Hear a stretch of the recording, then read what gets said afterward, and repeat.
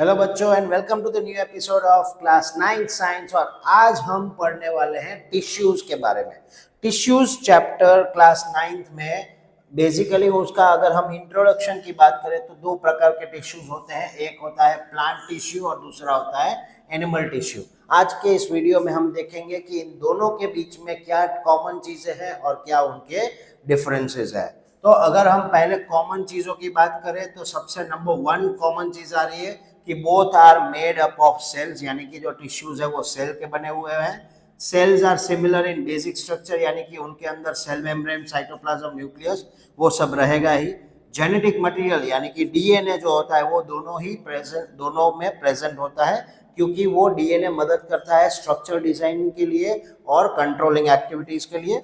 उसके अलावा उनका मेन काम है they carry out the life processes, यानी कि न्यूट्रिशन, रेस्पिरेशन, डाइजेशन, एक्सक्रीशन, वो सारी चीजें वही करते हैं।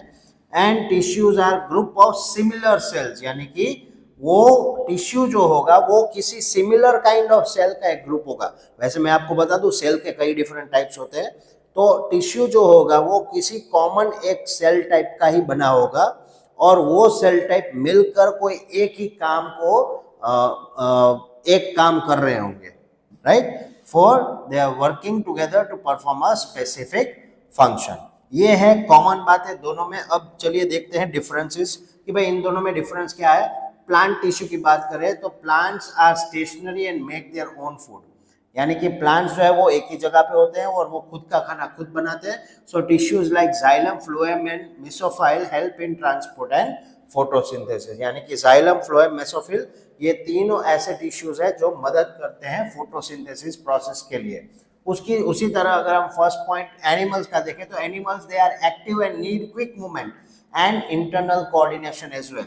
So tissues like muscle tissue and all nerve tissue, यानी कि जो हमारा नर्वस टिश्यू है, नर्वस सिस्टम है, वो इसमें यहाँ पे मदद करता है। ये हो गया दोनों के बीच का एक पहला डिफरेंस कि भाई प्लांट सेल्स जो है वो एक ही जगह पे है, they don't do any kind of movement, while animal tissues they are designed in such a way that they can be helpful for the movement to be done. Second है cells have a rigid cell wall made of cellulose giving shape and strength, यानी कि इनके cell के अंदर cell wall और वो सारी चीजें होती है। अगर हम बात करें एनिमल टिश्यू की तो they do not have cell wall, so they are flexible and can change their shape easily. Okay, plants का शेप ज्यादातर अगर हम देखें तो एक नॉर्मल रहता है, लेकिन अगर हम एनिमल्स की बात करें तो उम्र के साथ साथ उनका शेप बदलता है और अलग अलग लोगों का भी शेप अलग अलग होता है, right? Next is large vacuole store water and maintain turgidity, क्योंकि यहाँ पे वाटर स्टोर करने की रिक्वायरमेंट है उनके ग्रोथ के लिए। यहाँ पे स्मॉलर और नो वैक्यूल्स आर फाउंड, सो हम क्या करते हैं, हमको बार बार खाना पड़ता है, पानी पीना पड़ता है। एनिमल्स को ज्यादा प्यास और ज्यादा भूख लगती है, वेयरएज प्लांट्स के पास बड़े वैक्यूल्स है जिसमें वो स्टोरेज कर सकते हैं लंबे समय तक। Fourth point is tissues are organized according to the functions needed for survival in a fixed environment, यानी कि टिश्यूज ऐसे बनाए जाते हैं जो जिस एनवायरनमेंट में अभी है वहां पे ही वो सस्टेन कर सके, स्टेबल रह सके, वैसे ही टिश्यूज बनाए जाते हैं। यहाँ पे tissues are organised for movement, protection and sensation and internal organ function, यानी कि ऐसे टिश्यूज बनाए गए हैं जो हमारी बॉडी के अंदर जितनी भी सिस्टम्स होती है उन सबको मदद कर सके, प्रॉपरली मूवमेंट हो सके, प्रोटेक्शन मिल सके और साथ में किसी भी प्रकार की सेंसेशंस को हम सेंस कर सके, राइट? अगर हम प्लांट टिश्यू की बात करें तो उनमें होते हैं meristematic tissue which is for growth, permanent tissue for support, xylem for transport, phloem for transport, xylem for transport of water, phloem for transport of food, mesophyll for the process of photosynthesis. उसी तरह अगर हम animal tissues की बात करें तो हमारे अंदर होते हैं एपिथेलियल, यानी जो प्रोटेक्शन देते हैं, कनेक्टिव टिश्यू जो हमारी बॉडी को सपोर्ट देते हैं ताकि हम आसानी से रीड, वॉक, राइड, एनीथिंग, हम कोई भी मूवमेंट कर सके। दूसरा है muscular tissue, again for the better movement. And last one is nervous tissue for coordination, यानी कि हमारे बॉडी में जितने भी सेंसेशंस हम सेंस कर पा रहे हैं वो इजीली हमारे ब्रेन तक पहुंचाए जा सके ताकि कुछ एक्शन लिया जा सके। आई होप आप लोगों को प्लांट्स और एनिमल टिश्यू के अंदर जो कॉमन बातें वो भी समझ में आ गई होगी, साथ में डिफरेंसेस भी समझ में आ चुके होंगे। और आज का हमारा टॉपिक है meristematic tissue.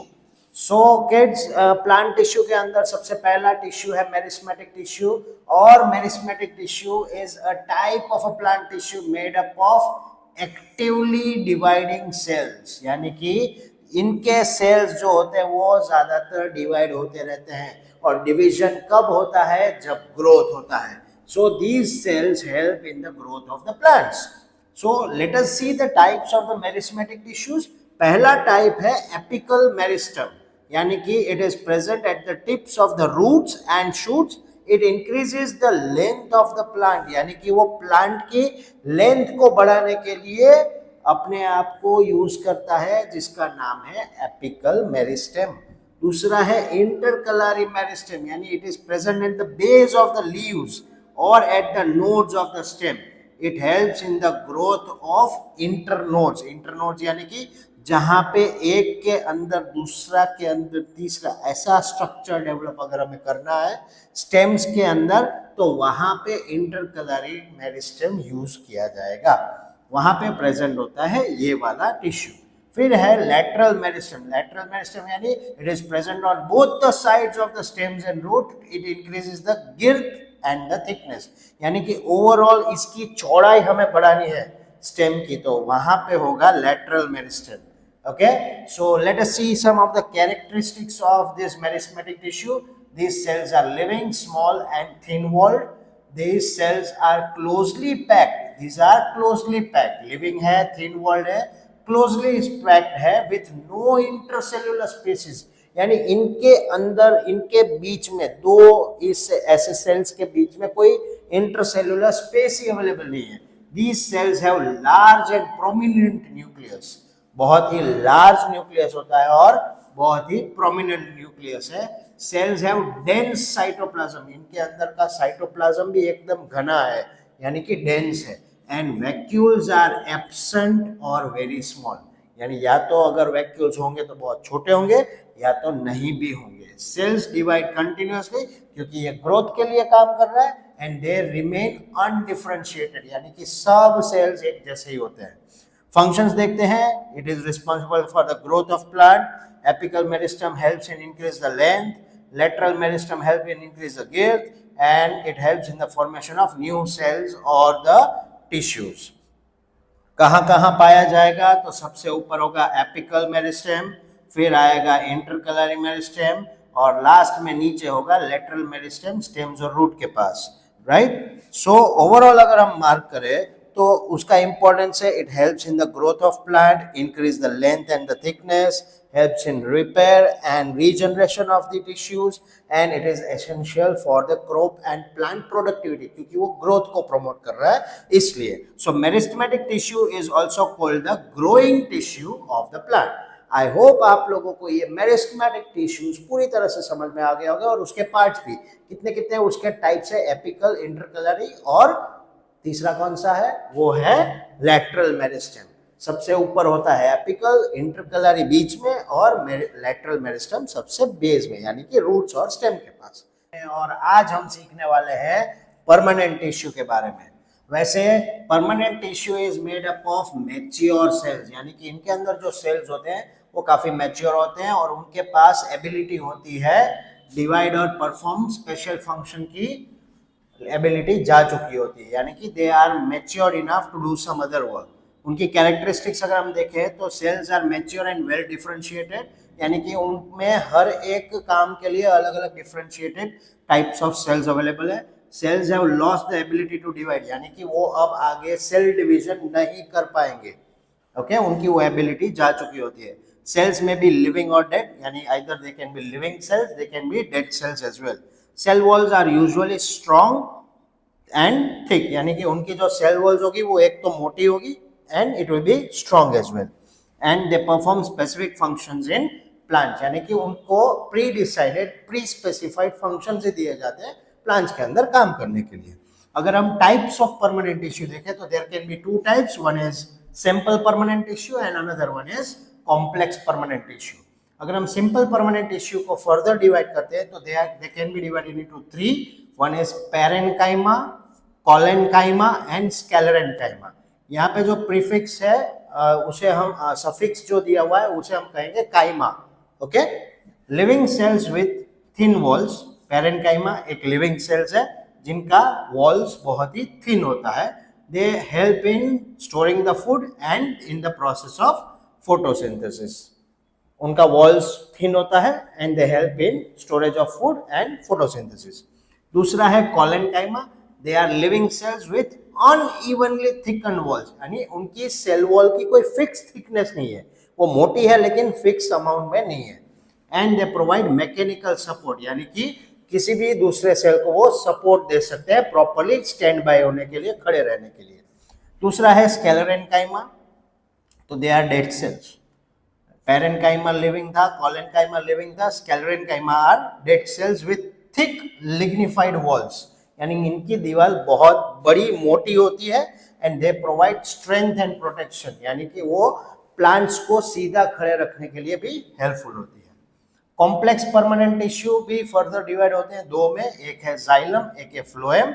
Xylem is used to transport water and minerals from root to the parts of the plant and phloem transports food from leaves to other part of plant. इनका जनरली डाउनवर्ड मूवमेंट होगा और इनमें generally upward movement रहेगा. अगर हम ये बात करते हैं कि ये लोग कहाँ पाए जाते हैं, तो एपिडर्मिस में, लीव्स में अवेलेबल होंगे. कौन होगा प्रोटेक्शन के लिए? प्रोटेक्शन के लिए कौन है हमारे पास? प्रोटेक्शन के लिए स्केलेनकाइमा, ठीक है. मेसोफिल में होगा पैरेन्काइमा. वेन्स में होगा जाइलम और फ्लोएम. ओके. उसी तरह स्टेम और रूट्स में क्या क्या होगा? जाइलम होगा, फ्लोएम होगा, स्केलेरेनकाइमा होगा और पैरेन्काइमा भी अवेलेबल होगा. ये कहाँ कहाँ पाए जा सकते हैं उसके बारे में और उनके functions. To provide strength and support, stores food and water, transports water and minerals, protect and supports the plant and helps in the process of photosynthesis. So permanent tissues काफ़ी हेल्पफुल है स्टोरेज के लिए, उनमें growth के लिए, protection के लिए, transport system के लिए, यानी पानी को या तो फूड को ट्रांसपोर्ट करना हो तो उन सब के लिए. आज हम समझने वाले हैं एपिथेलियल टिश्यू के बारे में. बेसिकली इस टिश्यू को कवरिंग या तो lining tissue of the body कहा गया है. Epithelial tissues covers the body surface and lines body cavities and forms the gland, यानी हमारी बॉडी के अंदर जो कोई भी ऑर्गन है या कोई भी पार्ट है बॉडी का, उसका आउटर कवर इस एपिथेलियल टिश्यू से बना हुआ है. और उसके भी कई ज्यादा प्रकार है, जैसे कि पहला टाइप है सिंपल स्क्वामस एपिथेलियल टिश्यू, जिसके अंदर सिर्फ एक ही लेयर ऑफ टिश्यू होता है. फिर आता है स्ट्रेटिफाइड स्क्वामस एपिथेलियल, जिसके अंदर फ्लैट टिश्यूज होते हैं, यानी कि उनका कवर जो है वो थोड़ा मोटा होता है, बहुत सारे लेयर्स होते हैं. Next is simple cuboidal epithelium, जिसमें क्यूबॉइड शेप के सेल्स होते हैं. उनका अगर हम सिंपल स्क्वामस का फंक्शन देखें तो उनका काम है डिफ्यूजन और फिल्ट्रेशन.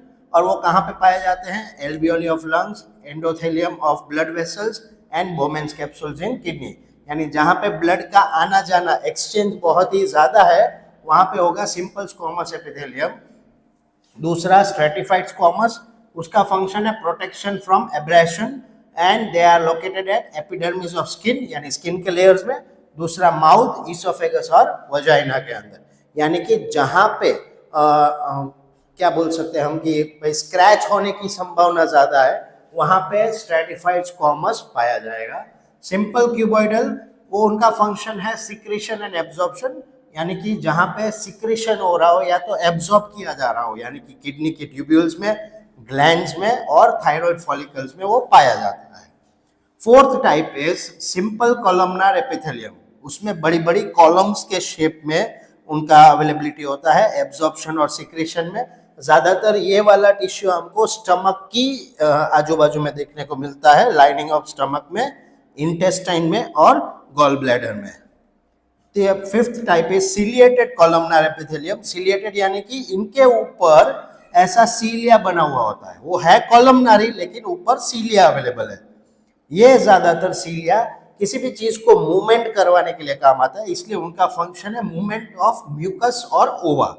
ये ज्यादातर पाया जाता है या तो ट्रैकिया में या तो ब्रोंकाई और फेलोपियन ट्यूब्स में, यानी कि लंग्स के पास या तो वजाइना के अंदर. Six type is glandular epithelium.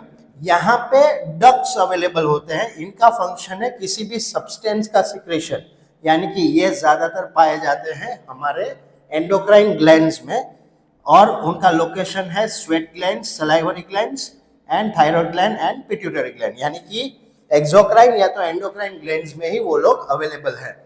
Okay, ये है उनके टाइप्स। इसकी मदद से हम अगर जनरल फंक्शंस की बात करें तो उनका काम है protection, covering, absorption, secretion, filtration, excretion और सेंसरी रिसेप्शंस।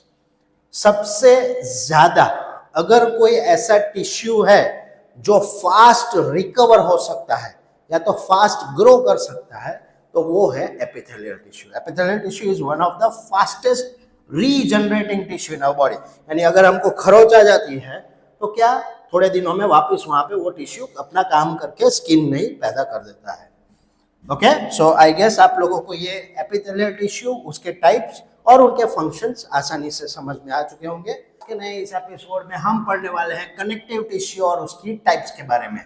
कनेक्टिव टिश्यू एक सबसे ज्यादा फैला हुआ और सबसे ज्यादा डिस्ट्रीब्यूटेड टिश्यू है हमारी बॉडी का, और वो कनेक्ट करता है, सपोर्ट करता है, प्रोटेक्ट करता है और ऑर्गन्स को बाइंड करके रखता है, यानी कि एक दूसरे के साथ जोड़े हुए रखता है। उनका मेन फंक्शन क्या है? It provide support and strength, binds and connect different tissues, protect internal organs, transport materials, and it stores energy, for example, in the form of fat.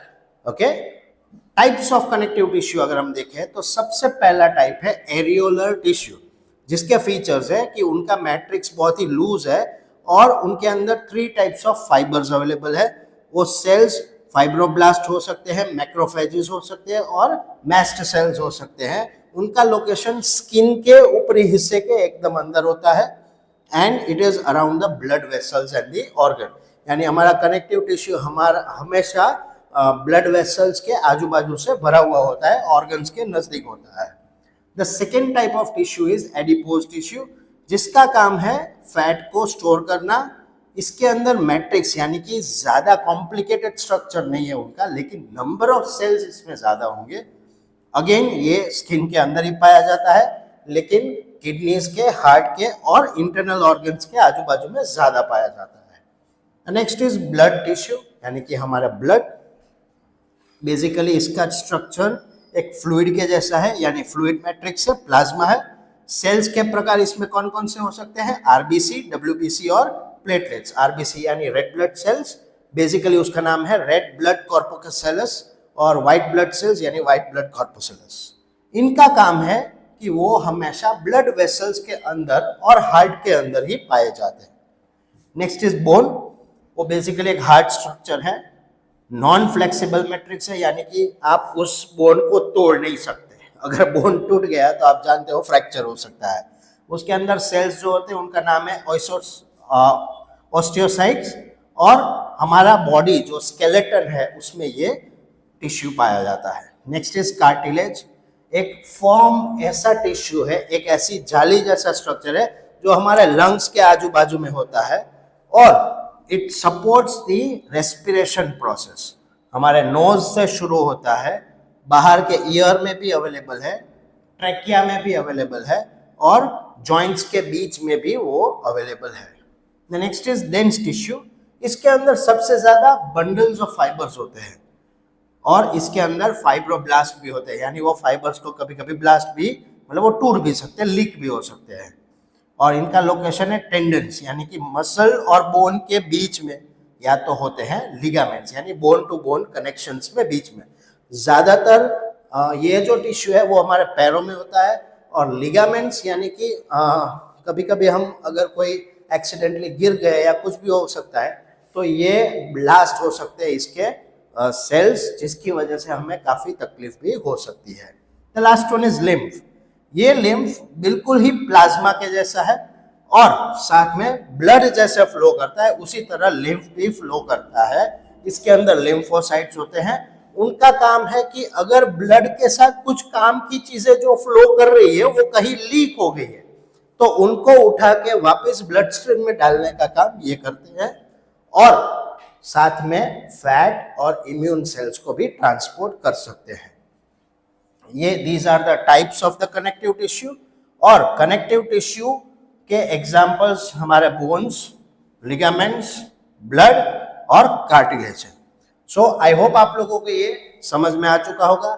हर एक का मैट्रिक्स अलग अलग है, कुछ बहुत ही सॉफ्ट है, कुछ काफी टफ है, लेकिन connective tissue is the most distributed tissue in our body. आज का हमारा टॉपिक है वॉलेंट्री एंड इनवॉलेंट्री मूवमेंट्स। हमारी बॉडी में दो टाइप्स की मूवमेंट्स होती है, एक होती है वॉलेंट्री यानी कि जिसे हम कंट्रोल कर सकते हैं, और एक होती है इनवॉलेंट्री जो अपने आप ऑटोमेटिकली चलती रहती है। सो एक बेसिक डिफरेंस है कि भाई movements that we can control consciously, यानी कि जैसा हमें करना है, जैसा हमें मूवमेंट करवाना है वैसा हम करवा सकते हैं, उनको हम कहेंगे वॉलेंट्री मूवमेंट्स। और दूसरा इनवॉलेंट्री मूवमेंट्स यानी कि ऐसी मूवमेंट्स जिनके ऊपर हमारा कभी कोई कंट्रोल नहीं हो सकता, या तो हम उसे कंट्रोल नहीं कर सकते लेकिन वो अपने आप ऑटोमेटिकली चलती रहती है, उसे हम कहेंगे involuntary movements. Okay, now voluntary actions का अगर हम एग्जांपल्स की बात करें तो it can be writing, playing, eating, walking, कुछ भी, राइट। और इनवॉलेंट्री की अगर हम बात करें तो it can be heart beat, breathing, blinking of an eye, या तो डाइजेशन ऑफ द फूड। यानी कि इन मूवमेंट्स के ऊपर हमारा सुपरविजन हो सकता है लेकिन कंट्रोल नहीं हो सकता। ये अपने आप चालू होती है, अपने आप बंद होती है, अपने आप चालू रहती है, it goes on and on. Okay, now what happens exactly is कि भाई जो वॉलेंट्री मूवमेंट्स है they are controlled by the cerebrum, लेकिन जो इनवॉलेंट्री मूवमेंट्स है they are controlled by medulla oblongata and the autonomic nervous system, यानी कि mostly with the help of spinal cord. अगर हम की डिफरेंसेस की बात करें तो कंट्रोल यहाँ पे कॉन्शियस कंट्रोल होगा, यहाँ पे not under our control, controlled by cerebellum, यहाँ पे मेडुला ऑब्लोंगेटा और ऑटोनॉमिक नर्वस सिस्टम। इसमें इन्वॉल्व क्या रहेगा, यानी हमारी बॉडी का कौन सा पार्ट इन्वॉल्व रहेगा, तो ज्यादातर मसल सेल्स इसमें इन्वॉल्व होंगे। यहाँ पे इनवॉलेंट्री में स्मूथ मसल्स, कार्डियक मसल्स और ग्लैंड्स का इन्वॉल्वमेंट होता है। फिर इनका नेचर है it can be started, it can be stop. यहाँ पे it can not be started और it can not be stop, यानी अगर वो शुरू हो गई तो हो गई, खत्म हो गई तो हो गई, उसके ऊपर हमारा कोई कंट्रोल ही नहीं है। यानी कि बॉडी में दोनों ही प्रकार की मूवमेंट्स की बहुत ज्यादा रिक्वायरमेंट है, बहुत ज्यादा जरूरी भी है, क्योंकि इनके अलावा भी हम नहीं रह सकते और ये भी हमें करनी पड़ती है। सो आई होप आप लोगों को दोनों के बीच का डिफरेंस समझ में आ चुका होगा।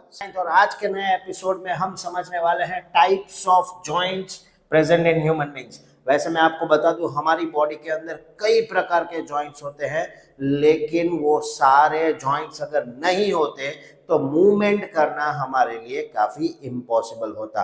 सो these all joints are very important, let us study them one by one. The first type of joint is ball and socket joint, यानी कि एक बॉल जैसा स्ट्रक्चर और सॉकेट जैसा स्ट्रक्चर यहाँ पे एक दूसरे को यानी बोन्स को ज्वाइन करता है।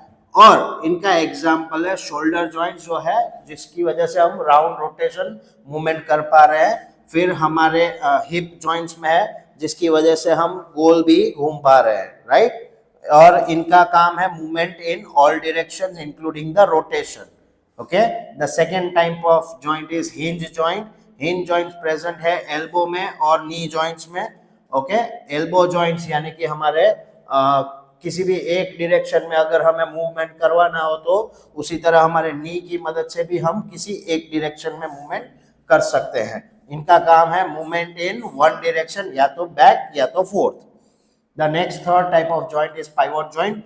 Pivot joint is present in the neck joint, यानी कि हमारे गले में पीछे, नेक में पीछे की बाजू जहां पे स्पाइनल कॉर्ड शुरू होता है उसके बाजू में होता है, फर्स्ट और सेकेंड वर्टिब्रेट के बीच में, उसको हम कहते हैं neck joint. It allows turning of one bone around another, यानी कि वो एक दूसरे के ऊपर मूवमेंट करना अलाउ कर सकते हैं। The fourth type of joint is fix joint which is immovable joints, और ज्यादातर ये स्कल में पाया जाता है। और इस जॉइंट में मूवमेंट नहीं होते क्योंकि हम सिर को घुमा नहीं सकते। आई होप आप लोगों को ये चारों प्रकार के जॉइंट समझ में आ चुके होंगे। इसी जॉइंट्स की मदद से पूरी बॉडी में मूवमेंट पॉसिबल हो रहा है, फिर चाहे वो उंगली का एक सिंगल मूवमेंट हो या पूरे बॉडी का मूवमेंट हो, फ्लेक्सिबल मूवमेंट हो, movement in all direction, one direction, या तो नो मूवमेंट हो। See you again.